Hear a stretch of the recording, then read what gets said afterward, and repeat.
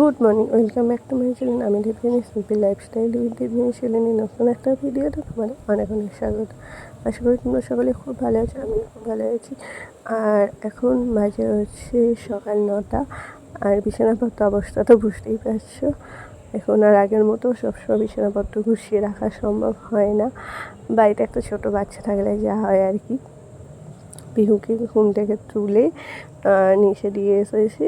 ও এখন নিচে ঘুমাচ্ছে আবার। নিচে মানে ও পড়তে নিনি, ভোরবেলা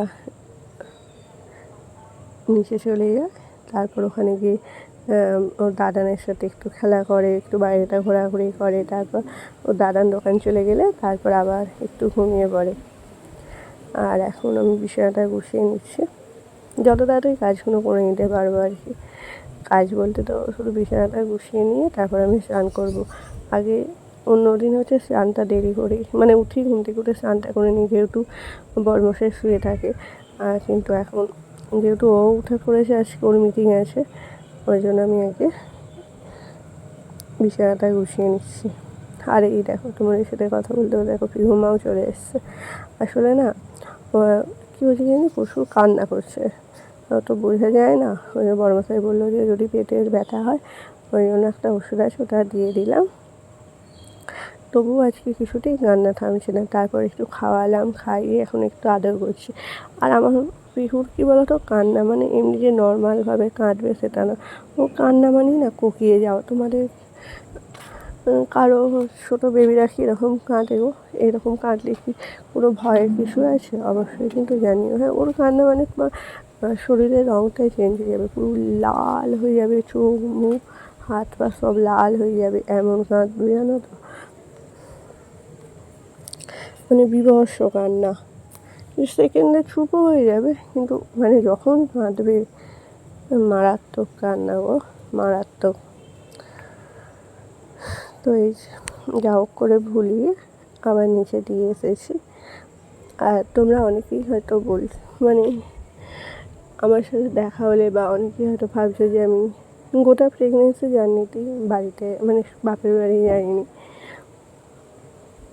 শ্বশুর বাড়িতেই আছি, এখানেই আছি। আসলে তোমরা যারা নতুন তারা হয়তো জানো না, যারা তো ভিডিও দেখো বা আমাকে চেনো জানো যে আমার মা গত 2 বছর আগে মারা গেছে। বাপি আসে, কিন্তু ওখানে তো আসতে এরকম কেউ নেই। আর এখানে সত্যি কথা বলতে কি, আমাকে যত্নের, বাবা মেয়ের যত্নের কোনো ত্রুটি হয় না।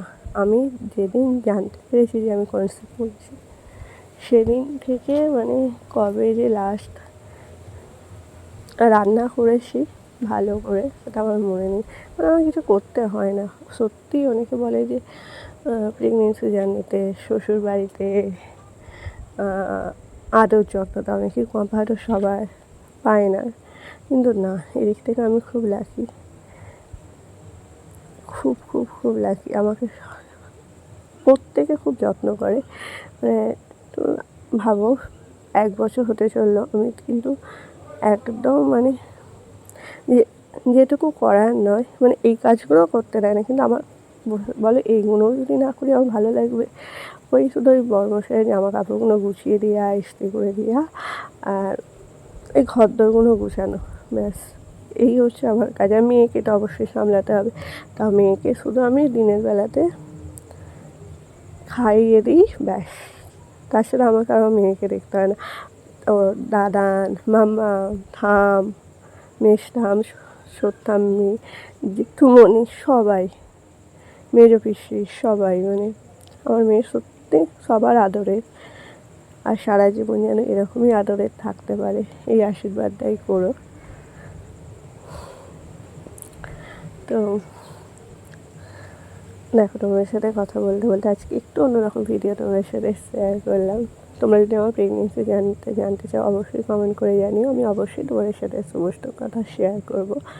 আর তোমাদের সাথে কথা বলতে বলতে দেখো আমার এদিকে বিছানা গুছানো কমপ্লিট হয়ে গেছে। আর ওদিকে এবার আমি গিয়ে স্নান করে খেয়ে দেবো। আসলে খাওয়াটা একটু দেরি হয়ে যাচ্ছে, ওই জন্য বাড়িতে সবাই রাগ করছে, দিদা আছে, দিদাও রাগ করছে। কিন্তু কী করবো বলো, রাত্রিবেলা তো ঘুম হয় না। একটু ওই সকালের দিকে যা 1-1.5 ঘন্টা একটুখানি ঘুমাই, আর যেন শরীরটা বয় না, মনে হয় যেন একটুখানি ঘুমোতে পারলেই ভালো হয়। আর মানে খাওয়ার ইচ্ছাটাও থাকে না, কিন্তু খেতে হবে। তো এখন গিয়ে খাবো।